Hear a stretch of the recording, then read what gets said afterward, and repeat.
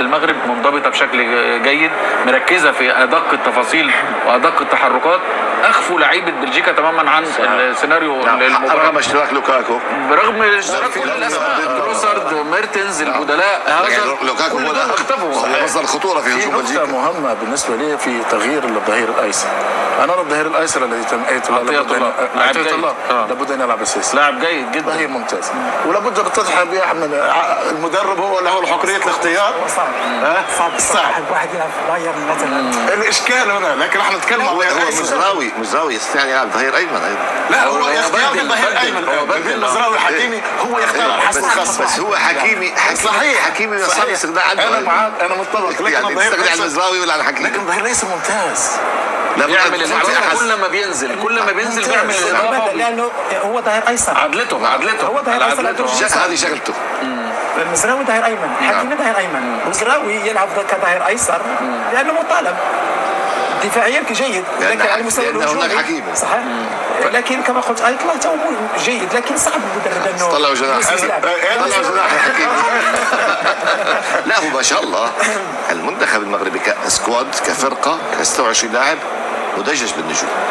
يعني لاحظنا ان البدلاء الذين نزلوا هم الذين احدثوا الفارق، الاعتماد ليس على 11 لاعب فقط. انا على التغييرات كمان يا استاذ ايمن، انا اشوف حمد الله لما نزل، حمد الله افضل من النصيري.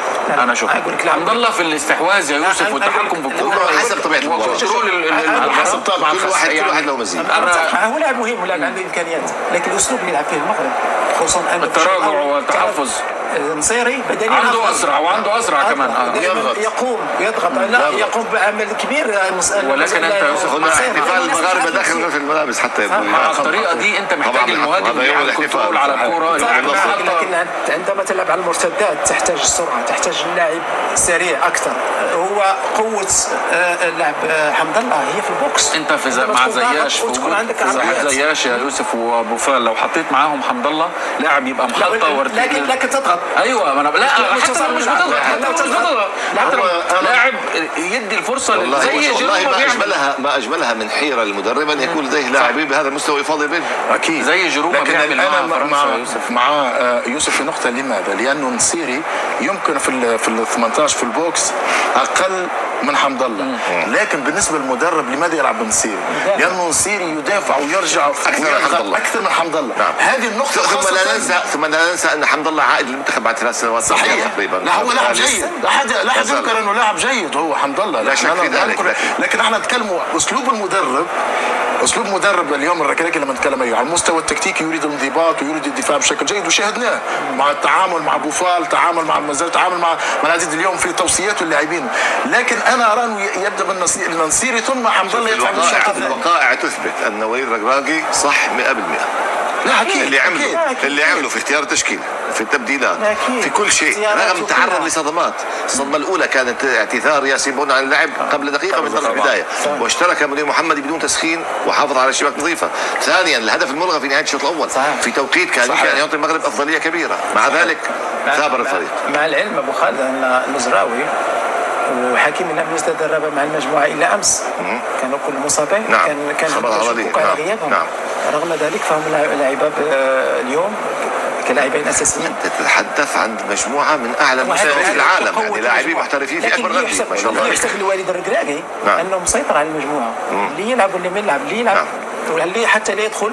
ولذلك احنا نطالب من حتى بوفال لما استبدل انا ما اعجبتني ردود افعاله. نعم، لكن يجب ان لا يظهر ردود افعال انزعاج، انه والله انا زعلان خلاص. لا هذا هو اللي يلعب هو اللي يمثله. من حسن حظ بوفال كان ذاهب الى وسجل هدف، سجل ورجع احتفل معه وتغير لذلك الهدف الذي سجله اسم المجموعه. شاهدنا الهدف اللي صنعه حكيم زياش لبخلال. حكيم زياش احتفل كانه هو اللي مسجل الهدف. صحيح. هذه الروح ايضا مطلوبه تستمر مع الفريق. لكن كذلك انه شيء مهم انه بعد تسجيل الهدف وتكلم على النقطه هذه يوسف، تفاعل المدرب مباشره بتغييرات بلجيكا. مباشره ادخل المدافع اكيد من اجل انه يحمي الدفاع ويكون هنالك ليبرو، لانه ستكون هناك كرات طويله ثم لوكاكو ثم الكرات ما بين الخطوط، واكيد ان الدفاع تعرض الى ارهاق على طيله مباراه كامله، وهو الدفاع والركض خلف الكره، فتفاعلوا بشكل جيد. يعني مدرب عايش ولا نتكلم عن المدرب، نتكلم على اطار فني ككل، لكن المدرب هو الذي يتحمل المسؤوليه، يتفاعل بشكل ايجابي، عايش المباراه، واحنا نتكلم عن المستوى العالي. اليوم المغرب لما نطالب من المغرب الاداء، لأن يعني المغرب لديه إمكانيات. لما نطالب المغرب أن لديه إمكانية الذهاب بعيد في هذه كأس العالم، لأن يعني لديه لاعبين ينشطون في أقوى الفرق الأوروبية وقادرين على مجاراة بلجيكا، وشاهدنا مع كرواتيا، وقادرة أن تلعب أمام الكل بنفس هذا المستوى وأعلى من هذا المستوى، باستثناء بعض المنتخبات التي أقوى من المغرب. هذا هو الناس تبحث كانت عن حصان أسود في هذه البطولة، ويبدو لي أن الحصان الأسود في هذه البطولة سيكون عربي. بدأت السعودية واليوم نكمل إن شاء الله، وهذه فرحة عربية، ونتمنى أن يتواصل ذلك، لأن المباراة القادمة مع كندا يجب أن ينظر إليها المغاربة بأنها هي المباراة الأصعب وليست الحلقة الأضعف أو الأسهل في هذه المجموعة. ننتظر ماذا سيكون من شأن كندا اليوم بعد قليل أمام كرواتيا.